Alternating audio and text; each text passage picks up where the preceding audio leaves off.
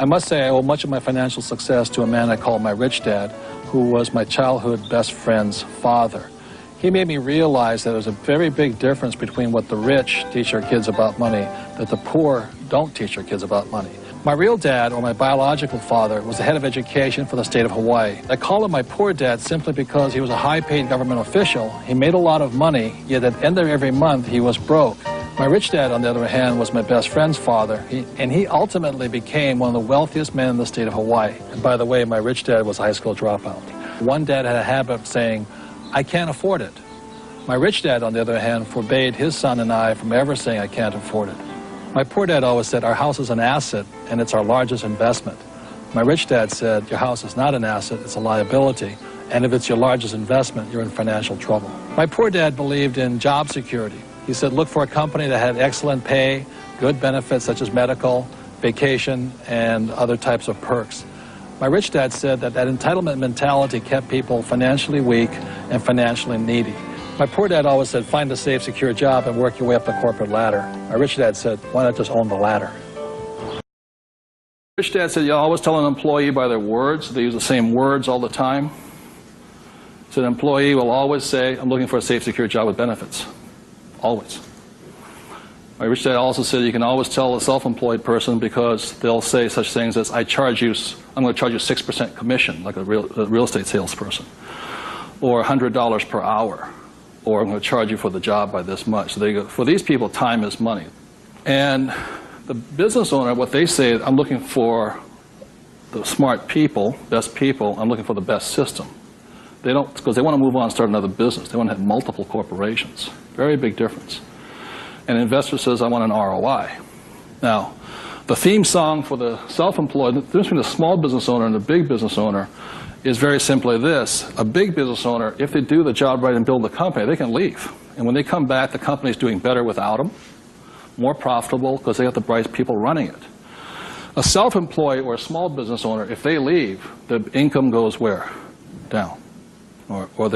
If they have employees, they just ferret out they just take everything, the thing falls apart. So that's the difference. And also the difference between an S and a B is the size of their ideas. Like a lot of times I meet people come up to me and say, I want to start a hamburger stand. One hamburger stand, Whereas the same guy named Ray Kroc comes and says, I'm going to build a hamburger stand all over the world. Difference in vision, idea, and leadership skills. They're very, very different people. So I don't want a paycheck. I haven't had a paycheck, a normal paycheck, since 1978. Why? Because I get taxed. Right. If I take a paycheck, I'm taxed. If I save money and I get interest, I'm taxed. If I put money in my pension plan, the money comes out, I'm taxed. So the reason the rich are richer is they know how to use debt and taxes to get rich. Rich, for most people, when they think of rich, they're high-income people. Like doctors or lawyers. They're not rich people, they're high-income people. Most sports stars are bankrupt 5 years after making sometimes $10, $20 million a year. Wow. So they're high-income rich. I am wealthy rich. Right. So my assets produce money. So like last year, or this year, I think I picked up another 1,600 rental properties. And it's a college town. All that, parents always send their kids to college, so cash flows in, I pay no tax, it's 100% debt financed, it's wonderful stuff. I think the big mistake is, I hear so many people say it's important to save. That's ridiculous. And the reason that's ridiculous is because what happened in 1971 is crucial. In 1971, the U.S. dollar stopped being money. In 1971, the U.S. dollar became a currency. And what that meant is Richard Nixon, in 1971, the president, took us off the gold standard. That's like giving an alcoholic free rein to the bar, or it's like giving somebody who can't control their spending unlimited credit cards. So what's happening is all the savers today are losers. The problem with 1971 is that the federal government keeps printing money, so the value of your money keeps going down. So these people, I'm saving, And if you notice, as the value of the dollar goes down, prices go up. So they call this inflation. You know, you look at in 1997, oil was about, I think, $10 a barrel. 10 years later, it's about $135 a barrel. So they say it's inflation, but really what it is the dollar's value coming down. So savers are getting wiped out today. So to keep saying to yourself and to your kids to save money, that is not the new rule. That's an old rule. So a very big problem for most people is stop using the word save and use the word hedge. You've got to hedge your money, hedge against losses. Like when I buy a stock, I put a hedge in. I put a stop loss or a put inside of it or a call, whatever I'm doing. I want to stop it. So today, I don't save money, I'm hedging. So in 1997, I started investing in oil, gold, and silver. So as the dollar dropped, oil, gold, and silver went up. So I'm not betting so much on oil, gold, and silver. I'm betting against the U.S. dollar. And that's why this idea that you're going to tell people you need to save money, that's really, really an obsolete idea, because the idea went obsolete in 1971. The U.S. dollar in the last few years has lost almost 80% of its purchasing power. And the prediction is, because this has happened throughout history, it happened thousands of years ago with the Romans, with the Greeks, with the Germans, with the English, the Japanese, and the Chinese.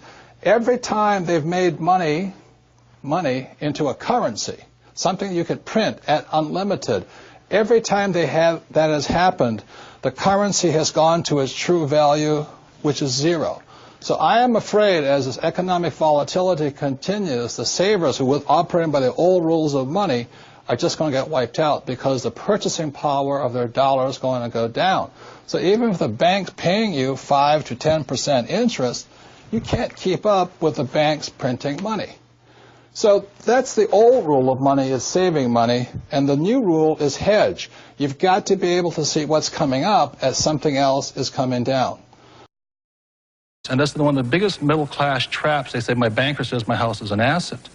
And my rich dad would say, if you can read a financial statement, you can read that your house is actually a liability. I'm not saying don't buy a house, and I like big houses, and I like the finer things of life. Just don't call a liability an asset. And what's trapping the middle class is they're buying liabilities they think are assets. So I think one of the biggest mistakes we've been going into is a lot of times people actually think if I win the lottery, then I'll be rich. Or if I go to Vegas or gamble or my luck changes, then I'll be rich. It has nothing to do with it. Money is a very powerful tool, as my rich dad used to say. If you use it well, it'll make you richer. If you abuse it, it'll make you poor. So one of the big things that my poor dad made the mistake of saying, he always thought that if he got a pay raise, that would solve his money problems. And the trouble is, every time he got a pay raise, he got bigger problems. So it made him poorer and poorer the more money he made. And as I explained in Rich Dad, Poor Dad, your house is not an asset. So basically is, most people have a house they think is an asset, but every month it's costing them money through a thing called a mortgage payment. That's why they're broke. So what makes a person rich, like what makes me rich, is very simply I have assets such as businesses. I have the Rich Dad business. Every month, lots of money comes in. I also have real estate. I also have stocks and bonds, and I have commodities, such as I am a partner in oil companies, and every month the cash flows into me. So this is the model of a rich person. Whether I work or not, money comes in, okay? And that's what makes me rich. Most people, all they have is a mortgage payment, car payment, college loan payments and all that. That's a poor person, okay? So what makes the same thing that makes a rich person rich and what makes a well-designed business rich is that as a sophisticated investor, let's say this is a rich business, When I wrote the business plan for Rich Dad, Poor Dad, this company now, is that I had to design in assets. So one of the biggest assets Rich Dad has is we are a brand and we license our name. So all over the world, there's about 60 people who every month send me money. It was designed into the business plan. For example, with Rich Dad, Poor Dad, every month, people like in Japan and China and Asia and Europe, every month they send me money. The second thing is every time I write a book, every month money comes in. When I design my board game, every month money comes in. And what else we have? When we have seminars, more money comes in. So every month, the business of Rich Dad gets richer and richer because we're constantly setting up more assets. So what makes a person rich is the same thing that makes a business rich. So when I designed the Rich Dad company, I designed it to be a rich company. Once I designed this, it was very easy to raise capital. Capital poured in because sophisticated investors, people on the B and I side of the quadrant, saw that I knew how to build a rich, stable company. So today, the Rich Dad company has zero debt and just tons of cash flow coming in, regardless if I work or not. You see, the difference between a school teacher and an entrepreneur. In school, they punish you for making mistakes. Yeah. Entrepreneurs know you're not going to learn anything unless you make a mistake. So I've made so many mistakes. I mean, last year I made a lot of mistakes. But each mistake I make, I get smarter. It's like standing up and falling down, standing up and falling down. It's like learning a language. You make a lot of mistakes. It's like riding a bicycle. It's like flying a plane. You make a lot of mistakes. And hopefully you live through it. I don't know what the heck with people think about money, but that's what I get a lot of is kind of this, money's not spiritual. I'm just saying it's your attitudes, a person's attitude towards money. I make a lot of money, but I give a lot. You know what I mean? It goes to biblical principle. The more you give, the more you receive. So when I meet somebody who's doesn't have any money, it just means they're not giving something. Yeah. So a lot of times there's people who would like more, but they're not giving anything. Yeah. So they're like my poor dad. He belonged to the labor unions, and he wanted to work less and get paid more. Well, that's anti-religious to me. Yeah. If you want to get paid more, work more, give more. That's how I see it. That's what concerns me today in this crisis. America is broke, it's bankrupt. England may go next, France may go next, China may go next. And that'll spread poverty even greater, which will cause a greater gap between the rich and everybody else. In America today, we have a middle class, but it's going down very fast. They're all becoming poor. And Obama thinks the way you end poverty is give people money. That's never worked. You don't give people money. You have to teach people. And so our school systems don't teach us anything about money, so poverty keeps increasing.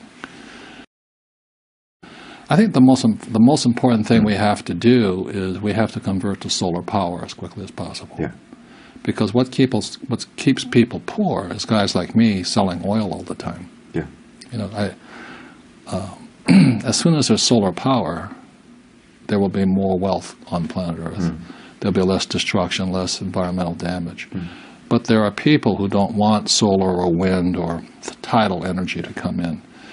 And as soon as that happens, there'll be greater wealth. Right now, it costs too much money to live. It costs too much money to drive a car. Oil affects everything. Affects food, affects clothing, lights.